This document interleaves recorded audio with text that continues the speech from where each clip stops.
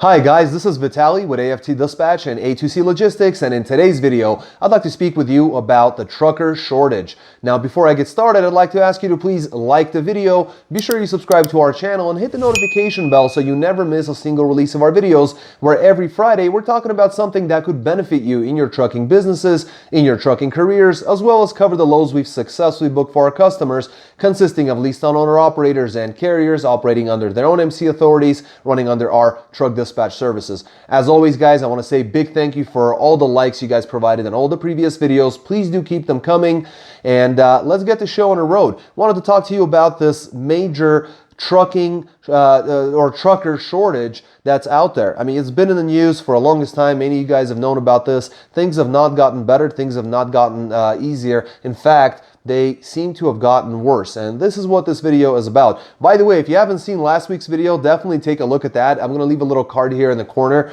It's definitely something very different from what you may be used to from, the line of videos that we make every week on this channel. So definitely take a look at that, click that card, and check it out. Now, what we're talking about here, the trucker shortage, it is a very big deal because trucks don't drive themselves, at least not yet. Now, if you have questions about, autonomous trucking, I'll leave a little card here for that because we made a video about that as well. But back to focus, Vitaly, focus. Driver schools, guys. Driver schools are still not at full capacity, and Drug and Alcohol Clearinghouse has really put a dent in the hiring, because what's happened is that a lot of folks were basically kicked out of the industry for drug and alcohol violations. A lot of folks chose not to come back to the industry. A lot of folks could not come back to the industry, and there's also an issue of an aging trucker population, or an aging trucker demographic, if you will, and we'll talk about that as well. Now, let's look at the numbers. So March actually saw some job growth from February, but March 2021 saw 33,500 less jobs than March 2020. So this time last year, there were 33,500 more jobs that were added onto the economy than they were this year. Now, the expectation is that there will be more flatbed jobs that should be opening up, which is something that's of interest to us, because we generally dispatch vans and reefers, because those are the pieces of equipment that have truly recovered after the big hit that we saw from the end of 2019 to about the first half of 2020, right? Markets have been hot from the second half of 2020 from about June to about now, and I think they will continue to be hot for some time to go. As you'll have probably seen from the previous videos that we have posted, and the reasoning behind that. Now, what's happening here is that the heavy and tractor trailer types of hiring, or those kind of jobs, are expected to only grow at about 2% from 2019 to 2029. So over a period of a decade, that's 2%. And guess what? 2% is a ridiculously small number, because that is actually the lowest number in terms of growth in any sector out there. So trucking is getting really, really beat up out there, and the average age of an OTR truck driver is actually 46 years old, with the U.S. median age for the labor force is actually 41.9. So it may seem like there's only a few years there, but when you're looking at averages, that's a really big deal. I mean, you don't see a lot of jobs when you have 70,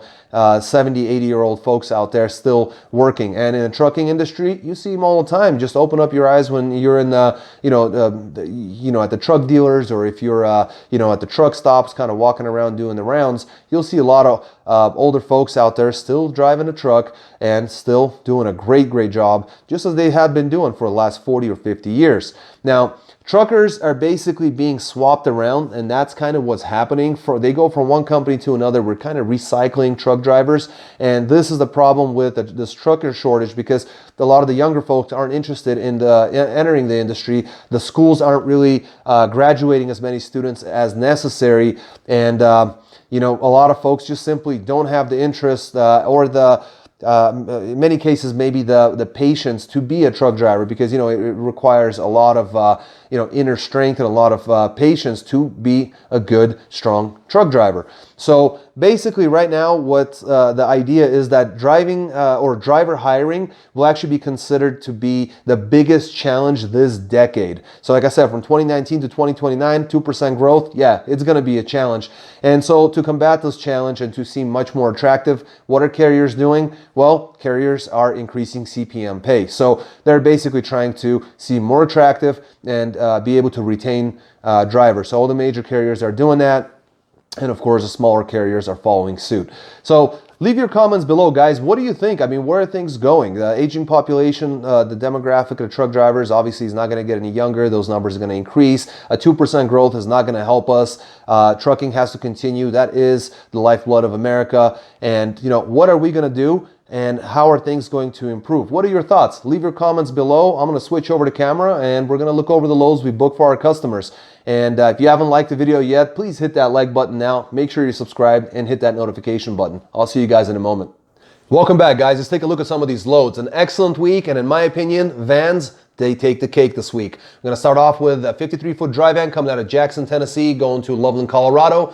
11,000-pound load of FAK for Sam's Club. It was an urgent load, and they paid very well for it. 1,130 miles booked at $5,200. That's $460 per mile. They paid well for sure. Then Golden, Colorado, going to Mountain Home, Arkansas. 40,000-pound load of malt beverages. 878 miles booked at $2,000. Got them $228 a mile. Then Harrison, Arkansas to Fredonia, Wisconsin. 18,150-pound load of dry goods. 686 miles booked at $1960. Got them $286 per mile. They finished off with a two-pick, two-dropper going from Chilton, Wisconsin and Walworth, Wisconsin, dropping in Rogers, Arkansas and Van Buren, Arkansas. This is a 25,000-pound load of cooking wine. They needed to cover this load, and they were definitely running late on it. We knew we needed to play and do our thing, and they initially posted this one at $2,400, which was not a bad rate to begin with for 849 miles, but we ended up raising that rate an extra $900, got them $3,300, got them $389 per mile. Definitely a good job for the dispatchers on that one. This driver ran from Thursday to Thursday, ended up running 3,543 loaded miles with only 232 deadhead miles and grossed $12,460 for the week. 3,543 miles, 352 per mile loaded, and 330 per mile with deadhead included. You know, this driver likes doing loads in the mountains in the Midwestern sector. Doesn't matter how heavy they are or where they're going, as long as they're paying well, and that's why he makes money consistently every single week. Almost 13,000 bucks ran in a regular dry van. Next, we have reefer coming out of Shepherdsville, Kentucky, with a one-pick, two-dropper going to Faribault, Minnesota, and Bloomington, Minnesota. Now, this one was a first-come, first-served facility. It was a dry load, 41,000 pounds of some sort of dry product, passing through home in Chicago on a weekend, so was able to stop by home. 756 miles booked at $2,800, got him $370 a mile. Then Albert Lea, Minnesota to Hastings, Nebraska. It's a frozen load, 37,000-pound load. Really nice and easy. The driver cannot scale more than 42,000 pounds, unfortunately, on this trailer, so all the loads have to be light. And so we had to kind of work our magic there. 439 miles booked at $1,600, got them $364 a mile. Then Lincoln, Nebraska, going to Greenfield, Indiana. This was a 38,000-pound load of pork. And delivery was 24/7, but needed to be delivered as soon as possible. And they usually put a team on this load, but as long as it was a strong solo, they would approve, and we had a strong solo for them, so they did approve. 664 miles booked at $2,800, got them $422 a mile. Then Cincinnati, Ohio, going to St. Paul, Minnesota, 4,000-pound load of dry mortar color. Only 4,000 pounds, so very light load. Loading took 30 minutes. Unloading was also very quick. 694 miles booked at $2,000, got him $288 per mile. Got him on his way to Rochester, Minnesota, picking up, dropping in Trotwood, Ohio. Now, this was a 20,000-pound load of pork. It was a 24/7 delivery. Excellent gross, 635 miles booked at $2,500. Got him $394 per mile. Excellent job for a one full day's worth of work, and this is why we chose that particular run. Now, they finished off their week at $11,700 in gross. 3,188 miles ran with $367 per mile average. Next, we have a vented van. This gentleman always does a great job. Coming out of Perrysburg, Ohio, going to Chesapeake, Virginia, 42,000 pound load of solar panels. It was a 20-minute load and unload, and was only 4 miles from his next pick. So that worked out very, very well. Almost no deadhead. Now, 663 miles booked at $2,600, got him $392 per mile. Then Norfolk, Virginia, going to Washington, Pennsylvania. 40,000 pound load of palletized plastic materials. We deadheaded him out into Columbus, to the Columbus, Ohio area for a better reload, because dry vans generally, Pittsburgh, the Pittsburgh area, really good to go into that area, really tough to come out of that area. So what we did is we got him out of that area, we deadheaded him out 150 miles, and it was worth it because 396 miles booked at $2,000 brings you to 505 per mile. Certainly worth it. Then New Albany, Ohio, going to is either Lugoff, South Carolina, or Lugoff, South Carolina. 35,000 pound load of dry food. It was a Target delivery, loaded Friday late in the evening, delivered late on Saturday. 529 miles booked at $2,000, got him $378 a mile. Then Eastover, South Carolina, going to West Hazleton, Pennsylvania. 44,000 pound load of big paper rolls. Picked up Sunday, delivered Monday. 657 miles booked at $2,500, got him $381 a mile. Excellent example of what you want to be able to do. It's very, very tough to get a load that not only pays well but gives you the miles on a Sunday, delivering on a Monday. We did that. So $381 a mile there. Then they finished off their week at Aspers, Pennsylvania, going to Newburgh, New York. 43,000 pound load of beverages. And this was 245 miles booked at $1,100, got him $449 a mile. And this was, this is a load that we wanted to get him closer to the house, and definitely a well-deserved break after running several weeks in a row. Definitely something well deserved. Now, this is a great driver. He ran Wednesday to Wednesday, $10,200 in gross, 2,490 loaded miles ran at $410 per loaded mile and $357 per mile with deadhead included, with only 364 deadhead miles. A very, very strong driver. And $10,200 he makes. Fully trust their dispatchers. Our dispatchers have told us ourselves, this is what we're always looking for. If you can bring yourself to trust your dispatcher, knowing full well that they're there for your best, with your best interest in mind, you will do very well. This driver, he goes everywhere. You ask him, almost every single week he hits these kind of numbers. This week, 10,200. If you go back to our previous videos, you'll see that this vented van is consistently hitting high numbers, in many cases beating out reefers. And it's not because of his equipment, it's because of the kind of driver that he is. Thank you. Next, we have a regular dry van coming out of Allentown, Pennsylvania, going to Spring Grove, Pennsylvania. 12,000 pound load of FAK. Very fast load, very fast unload. Only 104 miles booked at $1,000, got him $990 a mile.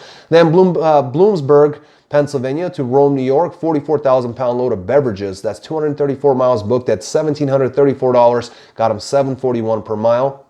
Then Watertown, New York, going to Totowa, New Jersey. 7,000 pound load of machine parts, 302 miles booked at $1,300, got them $430 per mile. Then Carteret, New Jersey, going to Lansing, New York.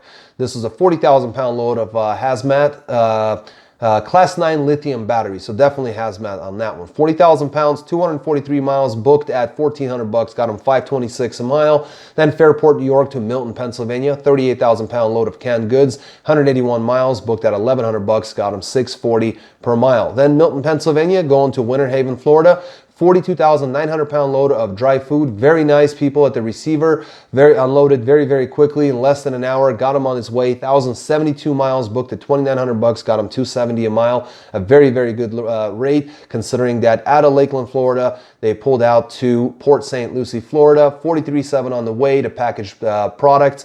And this load got him closer to his home, and that's why it was so good. 157 miles, $650, got him $516 a mile. I mean, we'll take it.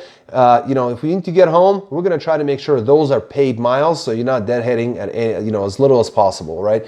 So Monday to Monday ended up grossing $10,084 in this dry van. $440 per mile loaded with 2,293 loaded miles, 389 miles of deadhead included, running all on recaps, guys. Definitely learn your recaps. Really, really great per mile for a van finalizing home in time for his anniversary. So as you can see, this driver was able to hit almost 2,300 loaded miles, made over $10,000 in gross, made it $440 per loaded mile, and was able to make it home on time for his anniversary. Congratulations. Excellent job. This gentleman likes to run only on the East Coast, but if the money's good, he'll go west and there are no issues. We appreciate that.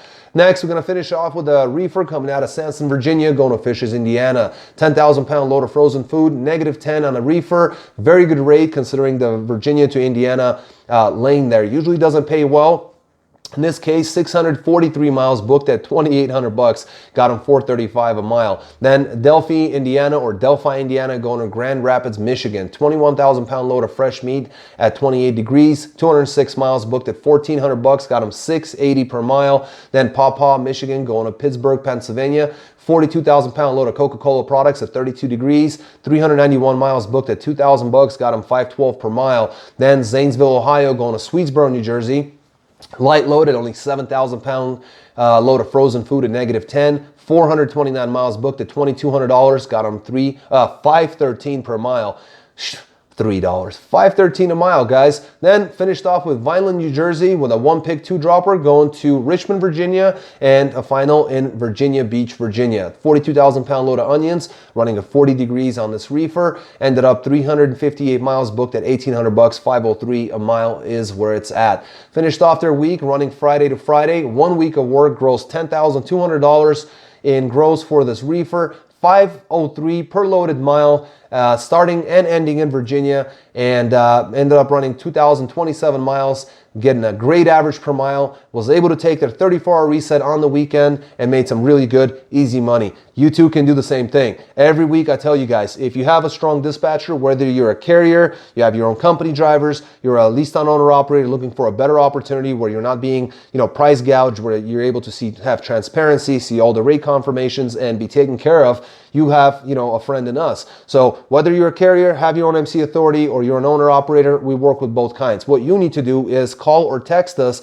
at 801-448-6363. You can also visit our website at aftdispatch.com/go. And on any one of our pages, you're going to see a little chat box that's going to kind of scroll through our little screen here. And what you're going to see is a few questions on there. Just answer those questions. It literally takes 15 seconds. That information will get sent to us. We will be sure to get back to you. So again, 801-448-6363. Call or text. Go to our website at aftdispatch.com. And until next week, guys, be healthy, stay wealthy. Take care.